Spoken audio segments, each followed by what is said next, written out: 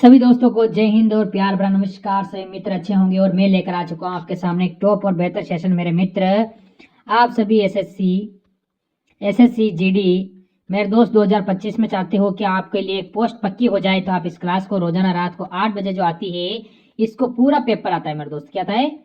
Paper, ठीक है ना। जो पेपर आपके सामने आ रहा है मेरे दोस्त, पेपर को रोजाना लेना है। और मैंने आपके 1000 क्वेश्चन की जो सीरीज स्टार्ट की है, उसमें 1000 क्वेश्चन आपके जीके के मिलेंगे दोस्त, और 1000 ही क्वेश्चन आपके हिंदी के जो मैंने स्टार्ट किए हैं। अब आपके लिए एक पीडीएफ तैयार की है, वो अगर लेना चाहते हो तो आप जरूर मेरे को कमेंट कर देना मेरे दोस्त।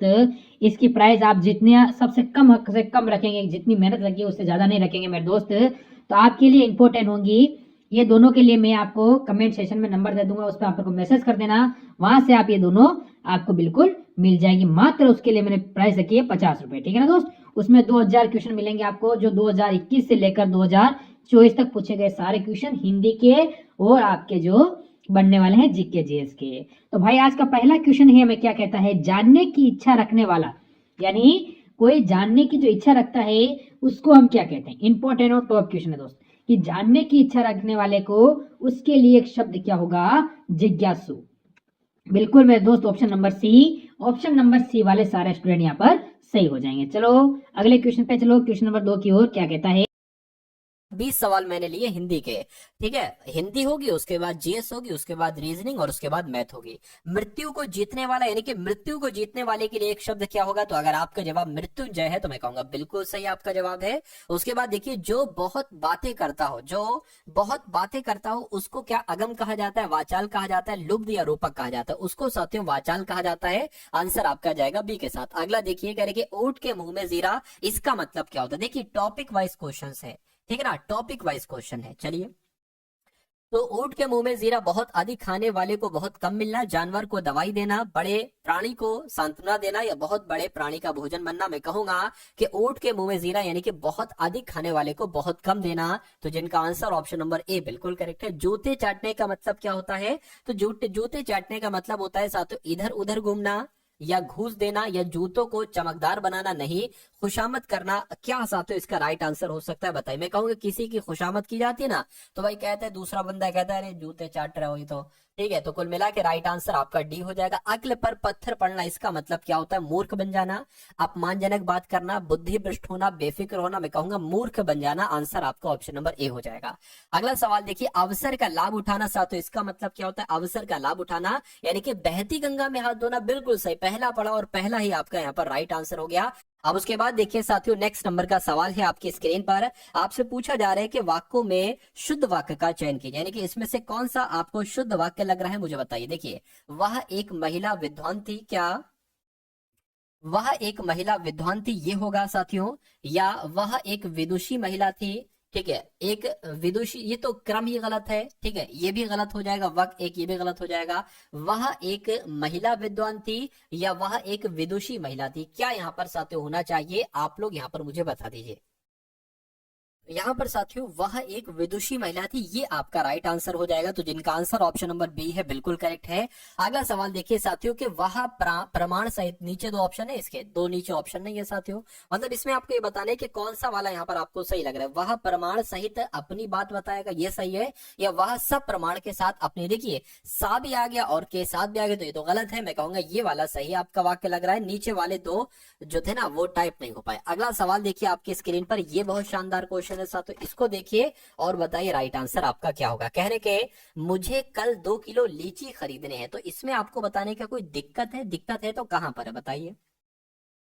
देखिए, मुझे कल 2 किलो लीची खरीदना है ये होना चाहिए, लीची खरीदना है ये होना चाहिए। मैं कहूंगा साथियों ये गलत आपका हो जाएगा, दिक्कत इसमें है और यही आपका आंसर है। अगला सवाल देखिए, अपने अपने किताबें बस्ते में डाल दो, क्या अपने अपने किताबें बस्ते में, ये नहीं होना चाहिए, क्या होना चाहिए? अपनी अपनी किताबें बस्ते में डाल दो, यानी कि दिक्कत कहां पर है? दिक्कत यहां पर है। उसके बाद देखिए अगला सवाल है, कह रहे माता जी को आशीर्वाद ये होगा, या माता जी आपको शुभकामना, शुभकांक्षा या प्रमाण या साथियों इसने, तो मैं कहूंगा माता जी को प्रणाम, ये होना चाहिए। राइट आंसर आपका ऑप्शन नंबर सी हो जाएगा। नेक्स्ट नंबर का सवाल है, देखिए साथियों, कह रहे ऐसा व्यक्ति जिसके आने का दिन और समय पहले से निश्चित नहीं होता है, उसको क्या कहा जाता है बताइए। तो उसको अभ्यागत कहते हैं, उसको गणमान्य कहते हैं, उसको साथियों अतिथि कहते हैं, उसको क्या कहा जाता है, ये आपको यहाँ पर साथियों फटाफट आप लोग बता दीजिए। चलिए चलिए, तो यहाँ पर अगर बात करें, उसको साथियों अतिथि कहा जाता है। क्या कहा जाता है? अतिथि कहा जाता है। और जिनका आंसर ऑप्शन नंबर सी के साथ है, मैं कहूंगा बिल्कुल करेक्ट है।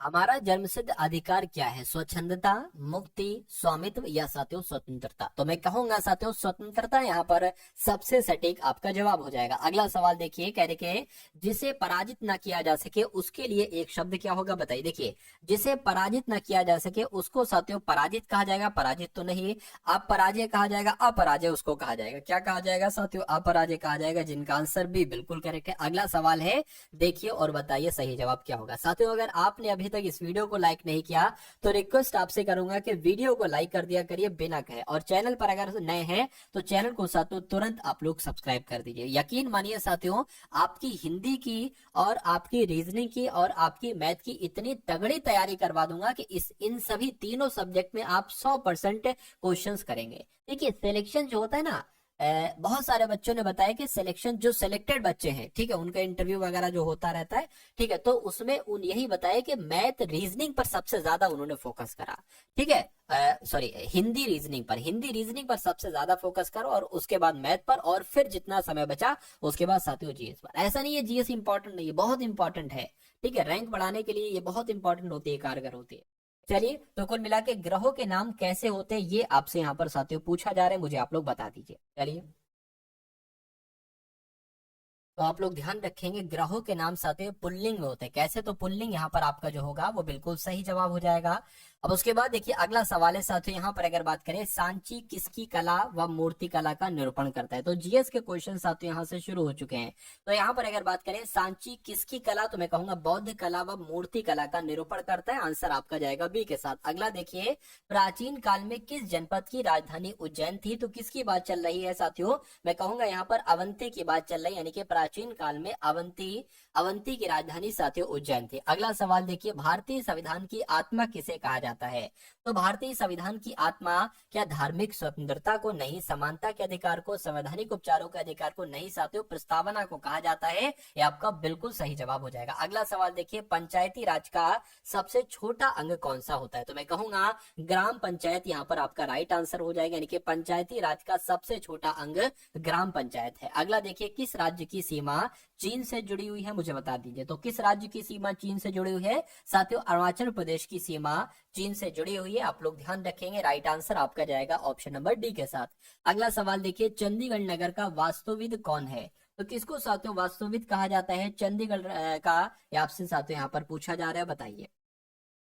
तो अगर ये सवाल साथियों आपके एग्जाम में आ जाता है तो ले कॉर्बुजियर का नाम आप लोग ध्यान रखना है। इनको साथियों ये चंडीगढ़ नगर के वास्तुविद कहलाए जाते हैं। अगला सवाल देखिए, गोबर गैस में मुख्यतः पाई जाती है? तो साथियों गोबर गैस में मीथेन गैस पाई जाती है। बिल्कुल साथियों, गोबर गैस में मीथेन गैस ही पाई जाती है। उसके बाद देखिए अगला सवाल है, कह के डायलिसिस का प्रयोग किया जाता है? तो डायलिसिस का प्रयोग साथियों क्या फेफड़े का कार्य करने के लिए? नहीं। दिल का कार्य करने के लिए? नहीं। यकृत का? नहीं साथियों। गुर्दे का कार्य करने के लिए? तो साथियों जिनके गुर्दे खराब हो जाते हैं ना, किडनी खराब हो जाती है साथियों, उनको फिर डायलिसिस दी जाती है। क्या दी जाती है? डायलिसिस दी जाती है। तो राइट आंसर आपका जाएगा ऑप्शन नंबर डी के साथ। अगला सवाल है, निम्नलिखित में से कौन विषाणु के द्वारा होने वाली बीमारी? देखिए कुछ बीमारियां जो है ना वो विषाणु के द्वारा हो जाती है, यानी कि वायरस के द्वारा हो जाती है। तो इसमें से साथियों जो पोलियो बीमारी है वो विषाणु के द्वारा हो जाती है, इसलिए राइट आंसर आपका जाएगा ऑप्शन नंबर इसके साथ, ई के साथ। नेक्स्ट नंबर का सवाल है, कह रहे कि तकनीकी शहर के नाम से किस शहर को जाना जाता है? साथियों फटाफट आप लोग यहाँ पर कमेंट क्या, ठीक है, फटाफट आप लोग यहाँ पर बता दीजिए। तो यहाँ पर अगर आपका जवाब साथियों बेंगलुरु है तो मैं कहूंगा बिल्कुल सही आपका जवाब है, यानी कि बेंगलोर को ही तकनीकी शहर कहा जाता है। अगला सवाल देखिए, सार्क की स्थापना कब हुई थी? बताइए। तो सार्क की अगर बात करें साथियों, सार्क की स्थापना 1985 में हुई थी। कब हुई थी? 1985 में हुई थी साथियों। राइट आंसर आपका ऑप्शन नंबर डी हो जाता है। अगला सवाल देखिए, कह रहे कि भारत का सुप्रसिद्ध है, भारत का प्रसिद्ध मुगल गार्डन कहाँ पर है? तो अगर बात करें कि मुगल गार्डन कहाँ पर है साथियों, तो दिल्ली में स्थित राष्ट्रपति भवन में। ये आपका क्या होगा? ये आपका साथियों यहाँ पर बिल्कुल सही जवाब हो जाता है भाई, बहुत बढ़िया, वेरी गुड क्लास। अगला सवाल देखिए, किस वर्ष में जापान के शहर हिरोशिमा पर बम गिराया गया था?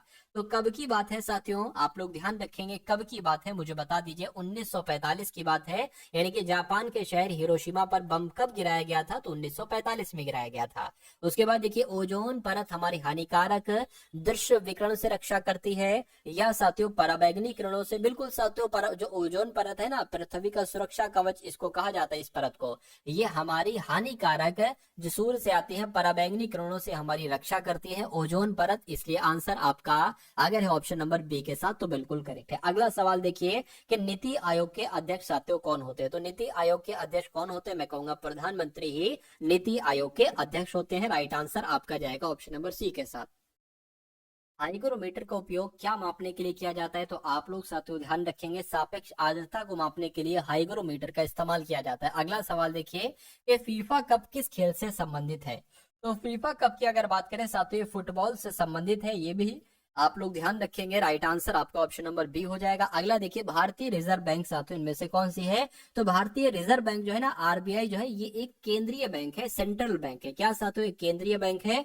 चले भाई, उसके बाद देखिए अगला सवाल है, घूमर किस राज्य का लोक नृत्य है? तो घूमर कहाँ पर किया जाता है? घूमर साथियों लोक नृत्य मैं कहूंगा राजस्थान में किया जाता है। कहाँ पर?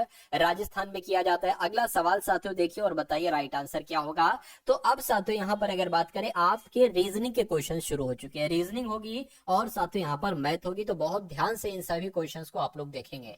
तो दिए गए विकल्पों में से सबसे विषम शब्द आपको बताना है कौन सा है। देखिए, टैंक है, महासागर है, कुआं है, झील है। अब सबसे अलग की यहाँ पर अगर बात करें तो मुझे टैंक एक ऐसा ऑप्शन लग रहा है जो इन तीनों से भिन्न है, क्योंकि साथियों झील को एक जगह पे जहां पर झील है तो वो वहीं पर रहेगी, ठीक है। कुआं जहां पर है वहीं पर रहेगा, महासागर जहां पर वहीं पर रहेगा, लेकिन इसको आप टैंक को जहां चाहो रख दो, ठीक है। तो सबसे अलग सबसे विषम कौन सा? ऑप्शन नंबर ए वाला है। अब उसके बाद देखिए अगला सवाल है और इस सवाल का जवाब साथियों देने की आप लोग कोशिश कीजिए। देखिए, यानी कि ए को 5 लिखा जाता है, डी को 6 लिखा जा रहा है, सी को 7 लिखा जा रहा है और डी को 8 लिखा जा रहा है। तो बताइए 16, 5, 27, 29, 9, 22, 23 को कौन से अंकों को कौन से शब्द साथियों इनसे बनेंगे? देखिए, ये ए 1 पर होता है, इसको 5 बना दिया गया तो मेरे हिसाब से 4 जोड़ा गया है। बी 2 पर होता है, 2 में 4 जोड़ेंगे 6 बन जाएगा। सी 3 पर होता है, 4 जोड़ेंगे 7, मतलब कुल मिला के सब में 4 4 4 जोड़ा जा रहा है। तो इन सब में साथियों 4 जोड़ दो, तो 16 में 4 जोड़ेंगे 20 आ जाएगा। 20 पर आता है क्या साथियों? 20 पर आता है टी, और टी मुझे इस ऑप्शन में दिख रहा है, इस ऑप्शन में दिख रहा है। इसमें 4 जोड़ेंगे 9, 9 पर आता है साथियों आई। 9 पर क्या आएगा साथियों? यहाँ पर 9 की अगर बात करें तो 9 पर आपका आई आ जाएगा, ठीक है ना। लेकिन यहाँ पर तो आई है नहीं, ये कोई दिक्कत तो नहीं साथियों, इसमें 4 जोड़ा जा रहा ना, तो अगर हम इसमें साथियों 4 जोड़े तो ये तो फिर ज्यादा हो जाएगा। अगर हम इसमें 4 जोड़े तो कितना हो जाएगा? 13, यानी कि एम एम कहाँ पर? एम भी साथियों यहाँ पर नहीं है, तो लॉजिक क्या होगा? लॉजिक है तो हमारा फेल सा लग रहा है। अच्छा, एक काम साथियों ये है, क्योंकि अब मैं समझ गया, आपने थोड़ा सा ध्यान दे देते अगर तो काम हो जाता। यहाँ पर पूछा आखिर ये जा रहा है, आप अब इसमें 4 4 माइनस करना है, ये भी तो देखिए भाई। अगर यहाँ पर नंबर्स लिखे होते, जिसके पी लिखा होता तो हम उसमें 4 बढ़ा देते, लेकिन यहाँ पर तो ऑलरेडी नंबर लिखा हुआ है, ठीक है। तो इसमें 4 घटा के हमें लिखना होगा, यानी कि यहाँ पर आएगा 12, और 12 पर साथियों क्या होता है? 12 पर होता है एल, एल यहाँ पर मिल गया हमें। ये 5 है, इसमें से 4 घटेगा, घटेगा तो साथियों 1 आएगा, 1 पर होता है ए, तो ये आ गया, ठीक है ना। इसमें अगर साथियों 4 घटाओगे तो आएगा 23, 23 पर होता है साथियों डब्ल्यू। तो कुल मिला के मैं कहूंगा आंसर हमारा जाएगा ऑप्शन नंबर बी के साथ। अगला सवाल है आपकी स्क्रीन पर, देखिए सवाल को और बताइए कि आपका सही जवाब साथियों यहाँ पर किस ऑप्शन के साथ जाएगा। कह रहे के प्रश्न आकृति देखिए, कह रहे कि इससे ये आकृति बनाई गई है, तो इस आकृति से साथियों यहाँ पर क्या बनाया जा सकता है आपको बताने। देखिए, मैं कहूंगा यहाँ पर 1 2 3 लाइन है, यहाँ पर कितनी हो गई? 4 लाइन हो गई, 1 2 3 और 1 4। तो यहाँ पर 1 लाइन है, तो जाहिर सी बात है यहाँ पर 2 लाइन हो जाना चाहिए। कैसी हो जाना चाहिए साथियों? 2 लाइन हो जाना चाहिए। अब 2 लाइन इसमें है नहीं, इसमें तो 3 लाइन है, इसमें है 2 लाइन, इसमें 2 लाइन है। तो आपको बताने कि यहाँ पर क्या साथियों बनेगा, ये आपको यहाँ पर साथियों बताने। देखिए, ऐसा तो पॉसिबल ज्यादा नहीं, लेकिन ये इसकी ज्यादा पॉसिबिलिटी लग रही है कि ये वाला एक लाइन ऐसे निकली है, क्योंकि इधर के लिए भी इधर ही के लिए लाइन निकली है, तो यहाँ भी ऐसे ही लाइन निकली होगी। तो मैं कहूंगा कि आंसर हमारा जो जाएगा वो ऑप्शन नंबर बी के साथ जाएगा। अगला सवाल देखिए, कहा जा रहा है कि निम्न में से कौन सा शब्द दिए गए शब्द से बनाया जा सकता है, यानी कि डेडिकेट, इनमें से कौन सा शब्द दिए गए शब्द से बनाया जा सकता है।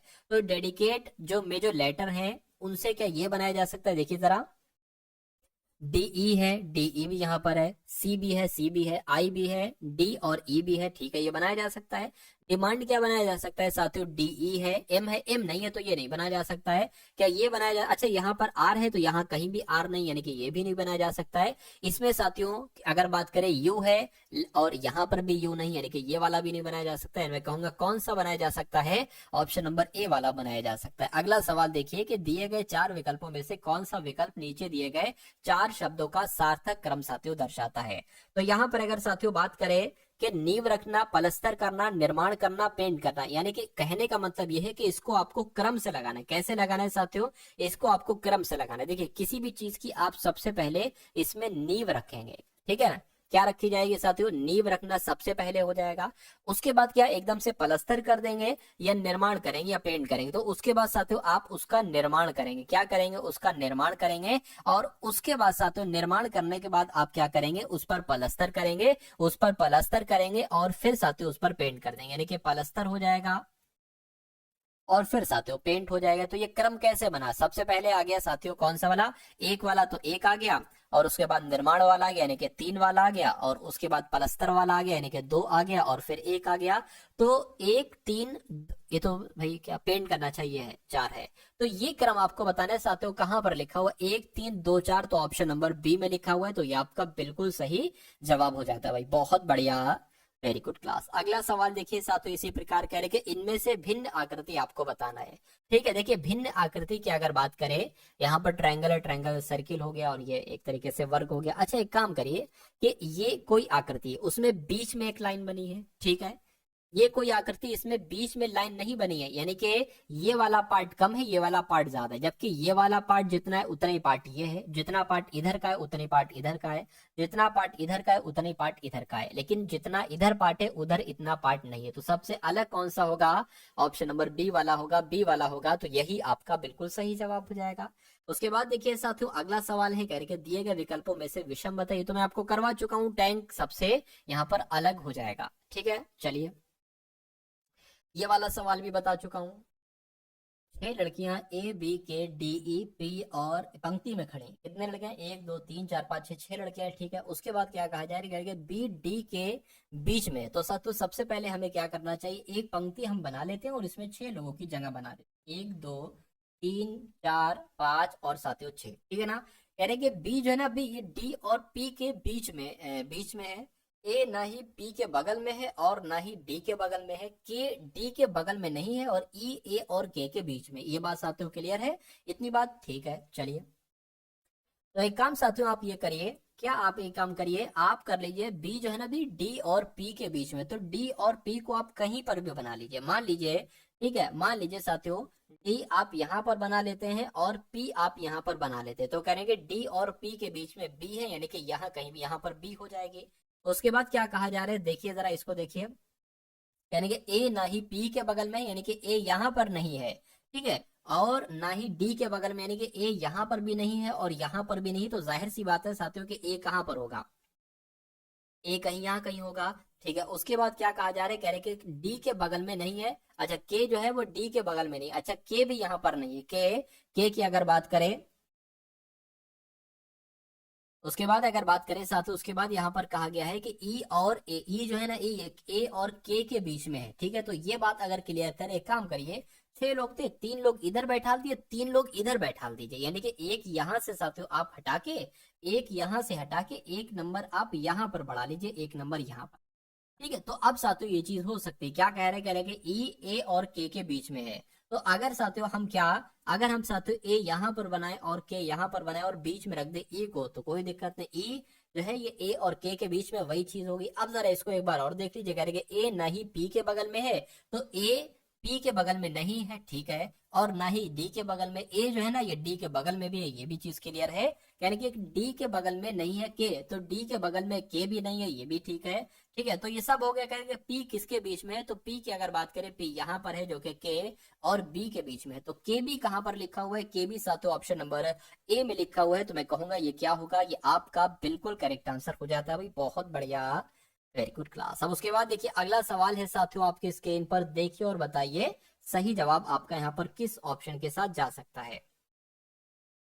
चलिए भाई देखते हैं इस सवाल को। कह रहे कि नीचे दिए गए अंक क्रम में ऐसे कितने सात हैं जिनके ठीक पहले चार नहीं है, यानी कि सात होना चाहिए और शुरुआत में चार नहीं होना चाहिए, लेकिन ठीक बाद में दो होना चाहिए, यानी कि चार नहीं होना चाहिए, सात दो होना चाहिए। तो देखिए सात दो एक यहाँ पर आ गया, लेकिन इसके पहले चार है तो इसको काउंट नहीं करेंगे। सात दो यहाँ पर आ गया, लेकिन उससे पहले चार नहीं, इसको काउंट कर लेंगे, यानी कि एक और सात दो आना चाहिए। सात दो आ गया, चार नहीं है पहले, ठीक है, ये दूसरा काउंट हो गया।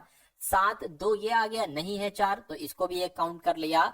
सात दो आ गया फिर से, लेकिन चार है तो इसको काउंट नहीं करेंगे। तो मैं कहूंगा तीन आपका आंसर हो जाएगा, यानी कि तीन क्रम ऐसे बन रहे हैं जहां पर जिसमें सात है जिनके ठीक पहले चार नहीं है, लेकिन ठीक बाद में दो है। तो इस प्रकार आपका राइट आंसर ऑप्शन नंबर किसके साथ जाएगा, ऑप्शन नंबर सी के साथ जाएगा। अब उसके बाद देखिए अगला सवाल है साथियों आपके स्क्रीन पर, इस सवाल को देखिए और मुझे बताइए कि आपका सही जवाब क्या होगा। क्या कह रहे हैं कि प्रश्न अंकित स्थान पर आने वाली आकृति को बताना है। देखिए सिंपल सी बात है, सबसे पहले 2 पॉइंट हैं, उसके बाद 3 पॉइंट हो गए, उसके बाद 4 पॉइंट हो गए, तो उसके बाद साथियों कितने पॉइंट हो जाएंगे, मैं कहूंगा 5 पॉइंट हो जाएंगे। तो 5 पॉइंट इसमें है नहीं है। और एक काम ये देखिए, नीचे है 2 पॉइंट, फिर ऊपर हो गए, फिर नीचे हो गए, तो ऊपर वाले होंगे नीचे वाले नहीं होंगे। तो मैं कहूंगा आंसर आपका अगर है ऑप्शन नंबर बी के साथ तो बिल्कुल करेक्ट है। अगला सवाल देखिए क्या कहा जा रहा है साथियों यहाँ पर, कि 4 है 10 है, 4 है 10 है और 22 है और साथियों 46 है, तो यानी कि उसके बाद यहाँ पर कौन सा नंबर आएगा। तो देखिए 4 से यहाँ पर 10 हुआ है, मैं कहूंगा 6 बड़ा है। 10 से यहाँ पर 22 हुआ है, यानी कि 12 बड़ा है। 22 से 46 हुआ है, कितना बड़ा है साथियों, 4 और 2 24 बड़ा है। तो यहाँ पर कितना बढ़ना चाहिए, मैं कहूंगा 48 आना चाहिए। क्यों, क्योंकि 6 दूना 12, 12 दूना 24, 24 दूना 48, तो साथियों 46 48 कितना होता है, मैं कहूंगा 4 और साथियों 9, यानी कि 94 होता है। क्या 94 ऑप्शन में है, बिल्कुल ऑप्शन में है, ऑप्शन नंबर डी वाले में है। तो ये क्या होगा साथियों, ये आपका बिल्कुल करेक्ट आंसर हो जाता है। अगला सवाल देखिए आपके स्क्रीन पर है। अब आपको बताने साथियों यहाँ पर देखिए क्या क्या है, यहाँ पर 81 है, 49 है, 25 है, 9 है। साथ है आपको बताने कि यहाँ पर कौन सा नंबर आएगा, 5 7 9 या साथियों 3। अब यहाँ पर एक बात आप लोग देख रहे होंगे, देखिए ये 7 लिखा हुआ, 7 का स्क्वायर 49 होता है, 9 का स्क्वायर साथियों 81 होता है, तो किसका स्क्वायर 25 होगा, मैं कहूंगा 5 का स्क्वायर 25 होगा। तो यहाँ पर 5 आ जाएगा, क्या आ जाएगा साथियों, यहाँ पर आपका आंसर 5 आ जाएगा। और 5 जिनका भी आंसर है, मैं कहूंगा आंसर आपका बिल्कुल करेक्ट हो जाएगा। अगला सवाल है साथियों आपके स्क्रीन पर, इस सवाल को देख लीजिए और इसका भी आंसर आप लोग यहाँ पर मुझे बता दीजिए। चलिए देखें, यानी कि ए का अर्थ है क्या, जोड़ना। तो ए जहां पर आपको दिखेगा ना वहां पर आप क्या जोड़ना, यानी कि प्लस। बी का अर्थ क्या है, बी का अर्थ घटाना है। और सी का अर्थ क्या है, गुणा। और डी का अर्थ क्या हो जाएगा साथियों, भाग हो जाएगा। तो इसको आप लिख लीजिए, क्या लिखा हुआ है साथियों, 18 14 6 16 4। तो यहाँ पर सी है, सी का मतलब गुणा है, गुणा लिख लीजिए। ए है, ए का मतलब प्लस है, प्लस लिख लीजिए, ठीक है। और 6 बी है ना, तो साथियों बी का मतलब माइनस, माइनस लिख लीजिए। डी का मतलब भाग है, भाग लिख लीजिए। 4 चौक 16, इसकी जगह पर 4 आ गया, ठीक है। और अगर 18 और 14 की आप गुणा करा दो तो क्या आ जाएगा साथियों, देख लीजिए। 4 अट्ठे 32 हो गया, 4 कम 4 7 हो गया, और ये 18 आ गया, 2 आ गया, 15 आ गया, 2 252, यानी कि इसकी जगह पर कितना आ जाएगा, 252 आ जाएगा।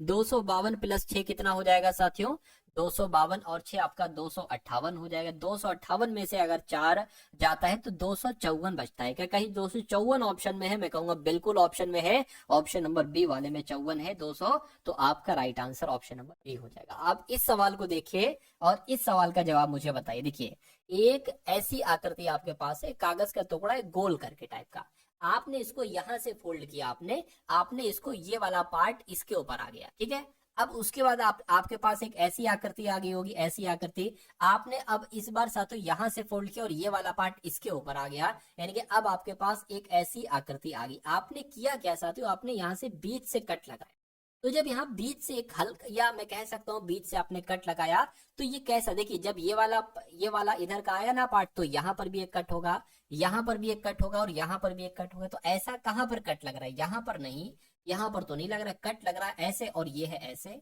तो यहाँ पर भी नहीं लग रहा है। साथ में ऑप्शन नंबर डी में लग रहा है, तो ये क्या होगा, ये डी ही आपका बिल्कुल सही और सटीक जवाब हो जाता है। बहुत बढ़िया, वेरी गुड क्लास। साथियों अभी हम लोग साथियों यहाँ पर क्या करेंगे, अभी हम लोग यहाँ पर मैथ के क्वेश्चंस भी देखेंगे, ठीक है। तो दिए गए विकल्पों में से विषम समूह का साथियों आपको क्या करना है, विषम समूह का आपको चयन करना है। चॉप हो गया, स्लिट हो गया, ट्रिप हो गया, स्लाइस हो गया। देखिए इन अगर तीन की बात करें, तो इन तीन का मतलब साथियों क्या, और मैं कहूंगा जिसके चिड़िया चहचहाती वगैरह, तो उसको कहते हैं चिरिप। लेकिन यहाँ पर साथियों एक तरीके से कोई स्लाइट है, स्लाइस है, चॉप है, तो कहीं ना कहीं इसका मतलब एक ही होता है, ठीक है, काटना वगैरह करके ही ऐसा मतलब होता है। लेकिन इसका मतलब सबसे अलग है इन तीनों में से, तो ये आपका बिल्कुल सही जवाब हो जाएगा। उसके बाद देखिए अगला सवाल है साथियों आपके स्क्रीन पर, क्या यहाँ पर पूछा जा रहा है, कह रहे हैं कि SEVEN को 2 3 1 3 6 लिखा जाता है, और EIGHT को 3 4 5 6 7 9 लिखा जाता है। तो NINE को क्या लिखा जाएगा, ये आपको साथियों यहाँ पर क्या करना है, ये आपको यहाँ पर बताना है। चलिए देखिए यहाँ पर अगर बात करें साथियों, ऐसा तो नहीं, देखिए एस का कोड 2 है, ई का कोड 3 है, कैसे बना दिया गया नहीं समझ में आ रहा होगा। अब एक काम करिए, NINE, NI आपको यहाँ पर मिल जाएगा, एन यहाँ पर एन का कोड 6 है, तो क्या एन की जगह पर 6 आ जाएगा, देख लीजिए करके। आई यहाँ पर हो गया, ये आई का कोड क्या है 4 है, तो यहाँ पर 4 आ गया, 64 हो गया, बिल्कुल मिल गया। एन का कोड क्या है 6, 6 आ गया, तो ये हो गया। और ई का कोड क्या है देख लीजिए, ई का कोड साथियों क्या है, ठीक है 3 है, तो यहाँ पर 3 आ गया, यानी कि 64 63 कहाँ पर लिखा हुआ है, 64 63 आपका ऑप्शन नंबर किस में लिखा है, ए में लिखा हुआ है। तो ये क्या होगा, ये आपका साथियों बिल्कुल करेक्ट आंसर हो जाता है। उसके बाद देखिए अगला सवाल है, तो साथियों अब यहाँ पर आप लोग कुछ मैथ के क्वेश्चंस देख लीजिए, ठीक है ना। तो मैथ के क्वेश्चंस की जब हम बात करें साथियों, कह रहे कि दो संख्याओं का लासा 2079 है और मासा 27 है, तो साथियों तदनुसार यदि उनमें से एक संख्या 189 है तो दूसरी संख्या कितनी होगी, ऐसा सवाल आपसे पूछा जाता है।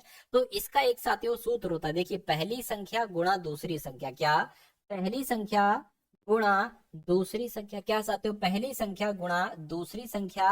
और अगर बात करते हैं साथियों, बराबर आपका क्या हो जाएगा, ठीक है, लासा हो जाएगा, गुणा क्या हो जाएगा, मासा हो जाएगा। अब यहाँ पर आपको क्या, आपको इनमें से एक संख्या यानी कि पहली संख्या दे रखी है कितनी 189 है, गुणा दूसरी संख्या आपको बताना है, दूसरी संख्या आपसे पूछी जा रही है, बराबर लासा कितना है 2079 है, और साथियों मासा कितना है 27 है, मासा कितना है 27 है। अब एक काम करिए 289 यहाँ नीचे आ जाएगा 289, ठीक है, और यहाँ से मैं हटा देता हूँ, इरेज कर देता हूँ यहाँ से। तो अब साथियों इसको आपको कट करना है, क्या 9 से कटेगा, 9 कम 9 18 9 3 27 आ जाएगा, 9 2 18 9 कम 9 हो जाएगा, 3 से साथियों 7 यहाँ पर आ जाएगा, क्या ये कटेगा साथियों देख लीजिए, ठीक है 2079 बटे 7 है, तो 7 दूना 14, 6 आ गया साथियों, 7 7 49, 7 नीम आपका कितना हो जाएगा 63 हो जाएगा, 7 नीम आपका 63 हो गया। और यहाँ पर अगर बात करें 4 7 7 49 आ गया, यानी कि 297 आ गया, और 297 कौन से ऑप्शन में है साथियों, ऑप्शन नंबर ए वाले में है, तो यही आपका बिल्कुल सही जवाब हो जाता है।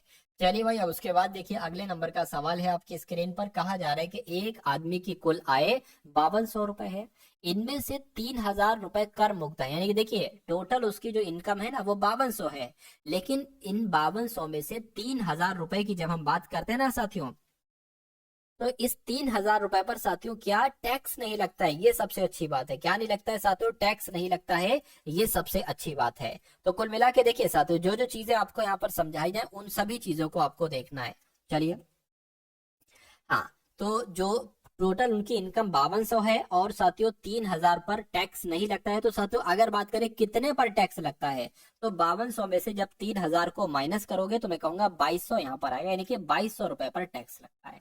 तो यानी कि 3% की दर से आयकर देने के बाद, अच्छा इस पर जो बचा हुआ है ना इस पर तो टैक्स लगेगा, कितना लगेगा 3% का लगेगा, तो देखिए जरा कितना लग रहा है 22 3 66, यानी कि 66 रुपए का टैक्स लग रहा है, क्या 66 रुपए का साथियों कर लग रहा है। तो 3% का की दर से आयकर देने के बाद उसकी शुद्ध आय साथियों कितनी होगी, इतनी सी बात आपसे यहाँ पर पूछी जा रही है, ठीक है ना। तो साथियों ये 66 की अगर बात करें, ये आप लोग क्या कर दीजिए, ये आप साथियों इसमें से माइनस कर दीजिए और वही आपकी शुद्ध आय होगी, यानी कि 5200 में से अगर 66 माइनस कर देते हैं तो साथियों 4 आ जाएगा, 3 आ जाएगा, 1 5, यानी कि 5134 यहाँ पर आ जाएगा। तो 5134 कौन से ऑप्शन में है? मैं कहूंगा ऑप्शन नंबर सी वाले में। अगला सवाल देखिए आपकी स्क्रीन पर है। इस सवाल की अगर साथियों बात करते हैं कि इस सवाल का आपका जवाब यहाँ पर क्या हो सकता है, फटाफट आप लोग यहाँ पर बताइए। चलिए भाई, तो क्या कहा जा रहा है, कह रहे कि किसी साड़ी, क्या साथियों, किसी साड़ी की अंकित मूल्य, किसी साड़ी का अंकित मूल्य 200 रुपए, यानी कि उस साड़ी पर कितने रुपए लिखे हुए हैं? 200 रुपए लिखे हुए हैं। इस अंकित मूल्य पर 20% की छूट दी जाती है। कितने पर? 20% की छूट दी जाती है। ठीक है, 20% की तो छूट दी जाती है। देखिए 200 रुपए का 10% हो जाएगा 20 रुपए, और 20% कितना हो जाएगा? 40 हो जाएगा। यानी कि अगर 200 रुपए पर 40 रुपए की छूट दी जाती है, यानी कि वो वस्तु 160 रुपए में जाती है। तो कहने के उसके बाद देने के मतलब छूट देने के बाद दुकानदार को 16 रुपए लाभ होता है। तो अच्छा भाई, इसमें 16 रुपए लाभ भी है, ये एक तरीके से विक्रय मूल्य है। अगर मैं कहूं क्रय मूल्य कितना होगा, तो इसमें से 16 घटा दो, लाभ घटा दो। 16 सातों इसमें से जब आप घटाओगे, 16 सातों इसमें से जब आप घटाओगे तो कितना बचेगा? 144 बच जाएगा। यानी कि ये आपका क्रय मूल्य हो जाएगा। क्या हो जाएगा साथियों? ये आपका एक तरीके से क्रय मूल्य हो जाएगा। और प्रॉफिट की अगर बात करें तो साथियों 16 रुपए हो जाएगा। तो कहेंगे लाभ प्रतिशत बताइए। लाभ यानी कि 16 रुपए लाभ है, तो ये प्रतिशत में बदलना है, 100 से गुणा करेंगे, नीचे क्रय मूल्य आएगा, 144 है। ये इतनी सी बात क्लियर, ये बात क्लियर है, बिल्कुल क्लियर। अब इसको साथियों कट कर लीजिए, 50 आ जाएगा, 2 से कट करेंगे, 2 सते 14, 2 दूना 4 यहाँ पर आ गया, फिर से 25 आ जाएगा, 2 से कट करेंगे, 2 3 6, 2 6 12 आ गया। अब इसको किससे कट करे साथियों? 2 से कट करे, या आपका 2 अट्ठे आ गया। अब ये बचा है ऊपर, नीचे क्या हो जाएगा? 18 हो जाएगा। एक बार और अगर कट करें, देखिए और अगर कट करें तो ये साथियों 4 आ जाएगा, 25 आ गया, और ये आपका 9 आ जाएगा। यानी कि कहने का मतलब है 100/9 यहाँ पर आ रहा है। तो थोड़ा सा साथियों इसको स्पेस दे देते हैं हम। क्या साथियों यहाँ पर 100/9 आ गया। इसको पता कैसे आप लिख सकते हैं साथियों? 100/9 को देखिए, 9 9 एकम 9, एक बचा 10 हो गया, 9 एकम 9, और यहाँ 1 आ जाएगा जो बचा, यानी कि 11 सही 1/9 कहाँ पर लिखा हुआ? 11 सही 1/9 ऑप्शन नंबर ए में लिखा हुआ है। तो ये क्या होगा? ये आपका बिल्कुल करेक्ट आंसर साथियों हो जाएगा भाई। बहुत बढ़िया, वेरी गुड क्लास। चलिए अब उसके बाद देख लीजिए, नेक्स्ट नंबर का सवाल है, किसी व्यापार में ये क्या लिखा हुआ है साथियों? 10,000 है। कितना है? ये 10,000 है, ये 9 नहीं है, और 9 यहाँ पर आपका आ जाएगा। यानी कि ए जो है ना, ये 10,000 रुपए लगाता है, 9 महीने के लिए निवेश करता है, ठीक है। और बी जो है ये 18,000 लगाता है। 18,000 होना चाहिए, जब ये 10 है तो ये 18,000 होना चाहिए। यानी कि दो लोग यहाँ पर हैं, ए है और बी है। ए लगाता है साथियों 10,000 रुपए, और बी लगाता है साथियों 18,000 रुपए, ठीक है।